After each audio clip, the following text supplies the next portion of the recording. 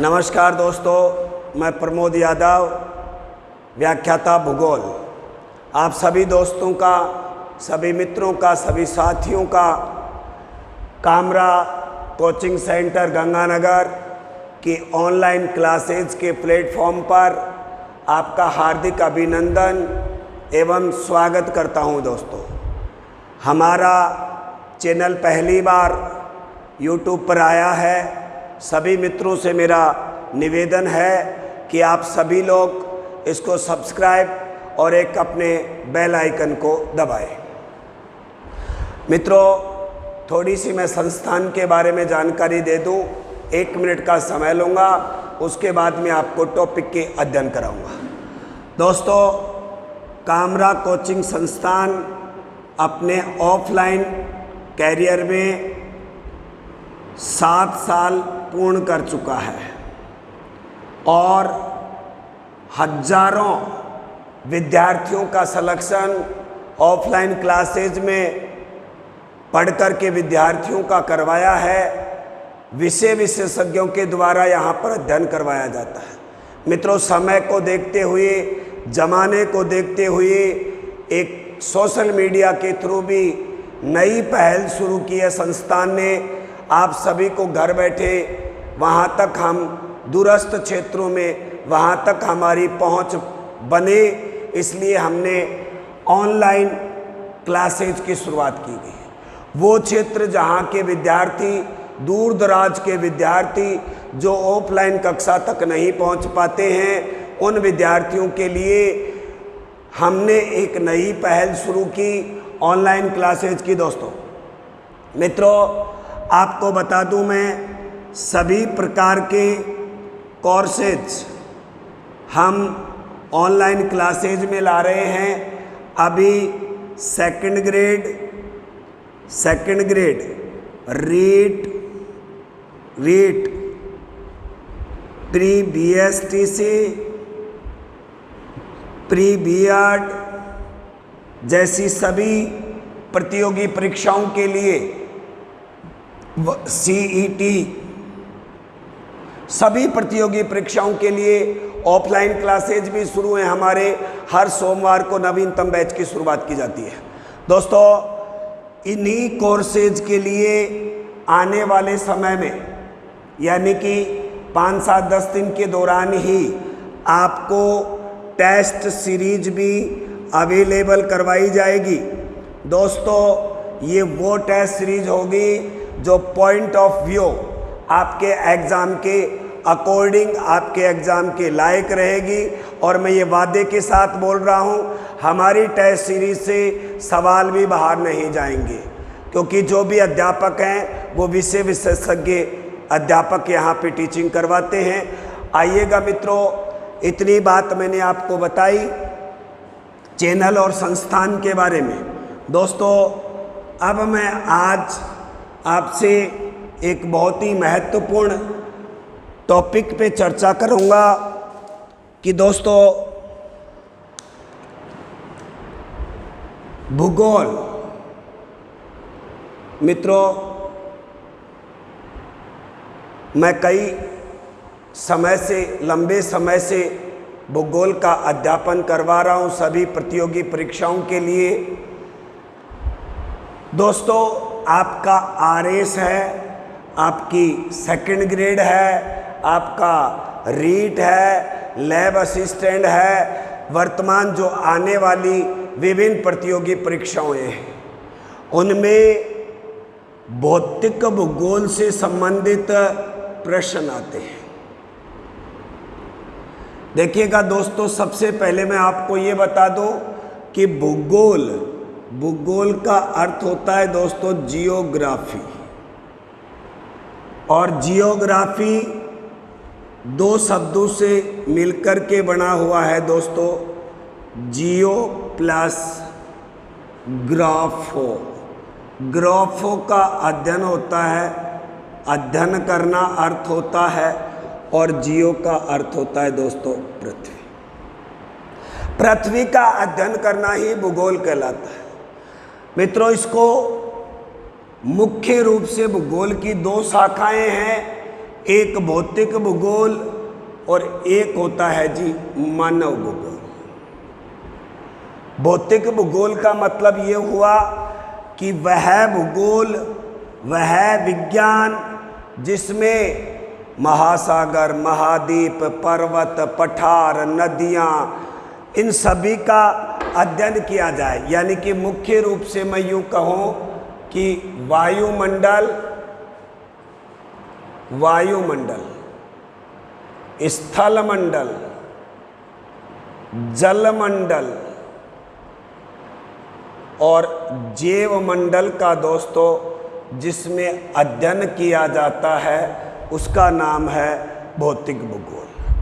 और इस भौतिक भूगोल का जनक दोस्तों कहा जाता है पोसिडोनियस को। पोसिडोनियस नामक एक भूगोलवेता है, उसको भौतिक भूगोल का जनक कहते हैं। समय के साथ दोस्तों विद्वानों ने कहा कि भौतिक भूगोल ही भूगोल नहीं है, इसमें मानव के आर्थिक क्रियाकलापों का अध्ययन किया जाना चाहिए। इसलिए एक नई भौतिक भूगोल की शाखा बनी, मानव भूगोल। दोस्तों जनक है फ्रेडरिक रेटजेल। अब आपने कहा कि सर भौतिक भूगोल बता दिया, मानव भूगोल बता दिया और भूगोल का जनक नहीं बताया। दोस्तों भूगोल का जनक कहा जाता है इरेटोस्थनीज। आपको प्रश्न यूं भी मिलता है कि भूगोल का पिता किसको कहा जाता है, तो दोस्तों आएगा हेकेटियस।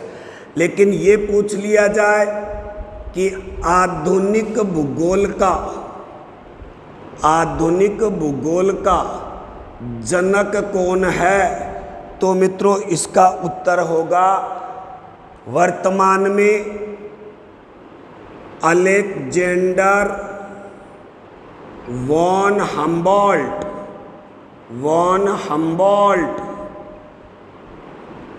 तो दोस्तों भूगोल का जनक इरेटोस्थनीज, आधुनिक भूगोल का जनक हम्बोल्ट, भौतिक भूगोल का पोसिडोनियस और आर्थिक क्रियाकलापों का अध्ययन करने वाला जो भूगोल होता है उसको मानव भूगोल कहते हैं। और इसका जनक है फ्रेडरिक रेटजेल। ये भूगोल की कुछ साधारण सी बात बताई दोस्तों। अब मैं आपसे अध्ययन करूंगा, आपको पढ़ाऊंगा कि भाई भौतिक भूगोल के बारे में बात। और एक ऐसा टॉपिक भौतिक भूगोल का हम शुरुआत कर रहे हैं, आपकी सभी प्रतियोगी परीक्षाओं के लायक टॉपिक है। और मित्रों उस टॉपिक का नाम है वायुदाब।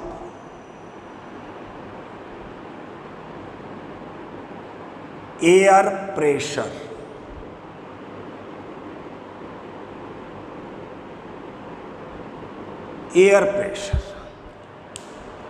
दोस्तों वायुदाब की बात करें तो बोले सर ये वायुदाब होता क्या है। पहले मैं आपको ये डिफाइन करता हूँ। ये हमारी पृथ्वी है और इस पृथ्वी के चारों तरफ पाया जाता है दोस्तों वायुमंडल। इस वायुमंडल का इस पृथ्वी के ऊपर जो प्रेशर पड़ रहा है, जो दबाव पड़ रहा है, इसी दबाव को हम वायुदाब कहते हैं। वायु के द्वारा पृथ्वी के ऊपर लगाया गया दबाव उसको वायुदाब कहते हैं। दोस्तों इसके बाद में इसकी सामान्य चर्चा की बात करूं तो सबसे पहला सवाल ये बनता है कि इसकी खोज किसने की थी। दोस्तों 1651 ईस्वी में इसकी खोज करने वाला जो विद्वान था उसका नाम था दोस्तों ओटो पानग्यूरिक। ओटो पानग्यूरिक खोज कर ली अपन ने, परिभाषा पढ़ ली कि किसे कहा जाता है। तो दोस्तों अब अपन अध्ययन करें कि इसको मापने का यंत्र कौन सा है। और इसको मापने का यंत्र है मित्रों बैरोमीटर, जिसको वायु दाब मापी कहा जाता है। वर्तमान में तो निधर्व वायु दाब मापी होता है। इसकी दोस्तों खोज की बात की जाए, इसके आविष्कार की बात की जाए तो इसकी आविष्कार किया था 1643 ईस्वी में। इटली का विद्वान था दोस्तों टारसोली। और इसको मापने की इकाई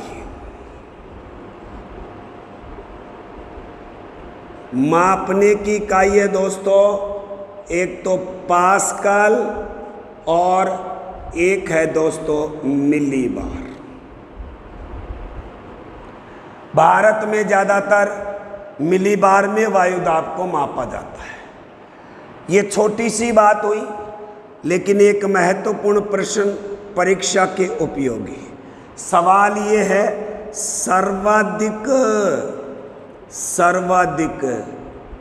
औसत वायु दाब कहाँ पाया जाता है। तो मित्रों आपका उत्तर होगा समुद्र तल पर 1013.25 मिलीबार पाया जाता है जी। दोस्तों ये तो औसत वायुदाब पूछा है समुद्र तल पर। नेट में एक प्रश्न आया था और नेट में सवाल ये पूछा गया कि सर्वाधिक वायुदाब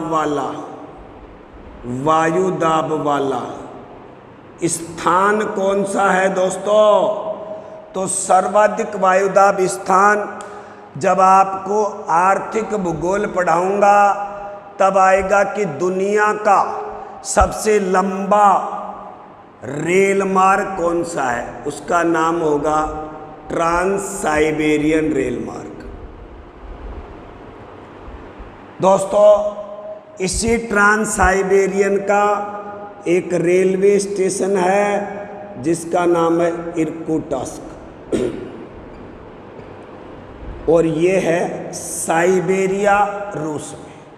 यदि सवाल ये पूछ लिया जाए कि सबसे कम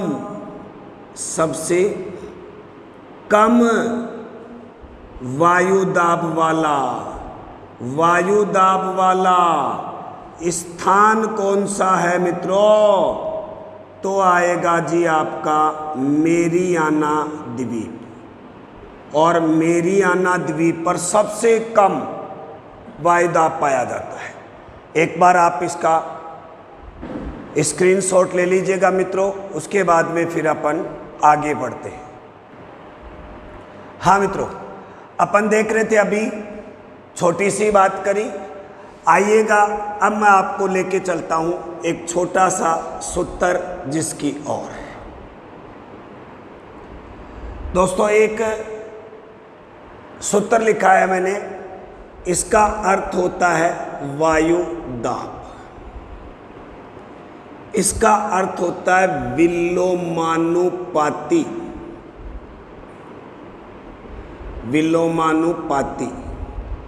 और इसका दोस्तों टेम्परेचर यानी कि तापमान। मित्रों तापमान और वायुदाब दोनों अलग अलग चीज हैं, एक साथ कभी भी नहीं रहती। जिस प्रकार से एक तलवार में दो म्यान दिखाई नहीं देंगी आपको, उसी तरह से ये दोनों विरुद्ध भगते हैं। सुख और दुख की तरह, जहाँ सुख है वहाँ दुख नहीं होता, जहाँ दुख है वहाँ पे सुख नहीं होता। उसी तरह से जहाँ तापमान मित्रों तापमान यदि ज़्यादा होगा तो दोस्तों वायुदाब कम हो जाएगा, और यदि वायुदाब अधिक होगा तो वहाँ पे तापमान क्या है, कम होगा।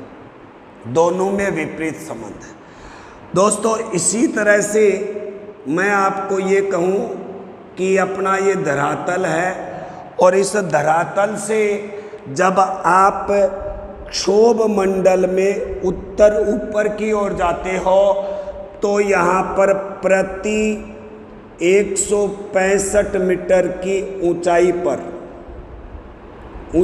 पर तापमान घटता जाता है।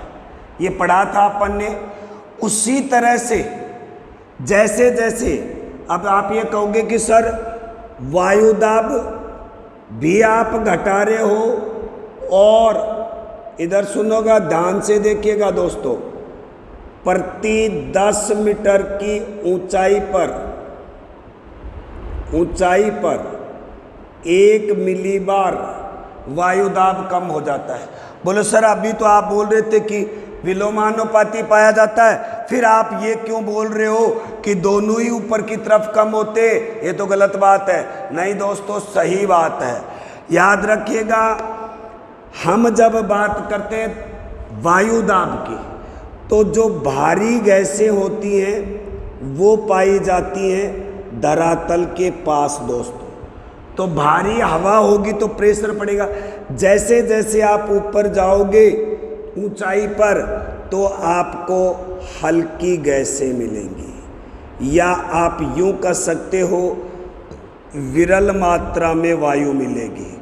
तो जब हल्की होगी, विरल होगी तो प्रेशर कम लगेगा। तो वायुदाब के ऊपर जाने की, घटने की दर तो ये है, और तापमान के ऊपर जाने की ये है। आपसे ये पूछा जाए कि ये संबंध कहाँ पर होता है तो केवल और केवल आप उत्तर देंगे क्षोभ धरातल पर। क्षोभ मंडल में ऊंचाई पर जाने पर दोनों घटते हैं। यहाँ पे एक सवाल दिया गया था, सेकंड ग्रेड में पूछा था कि धरातल पर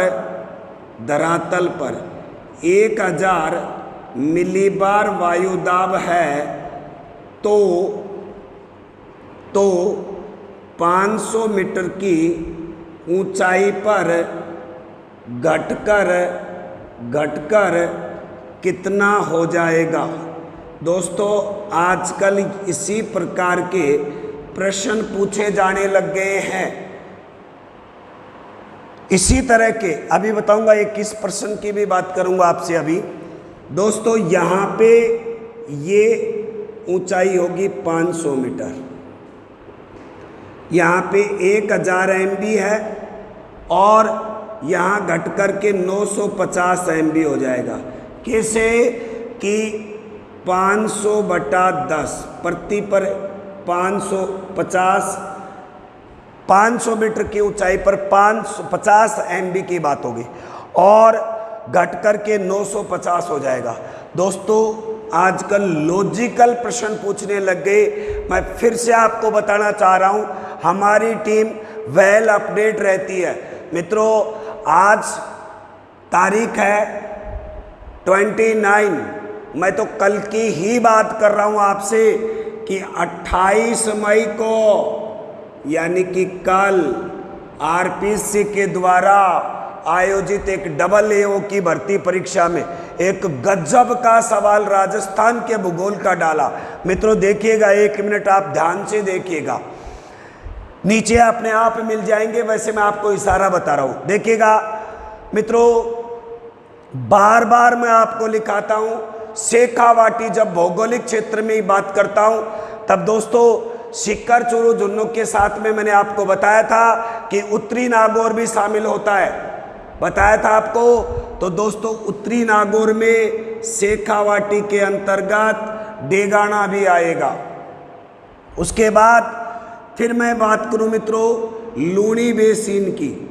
लूणी का मतलब अजमेर के नाग पहाड़ से निकलती है दोस्तों, और उसके बाद में नागौर,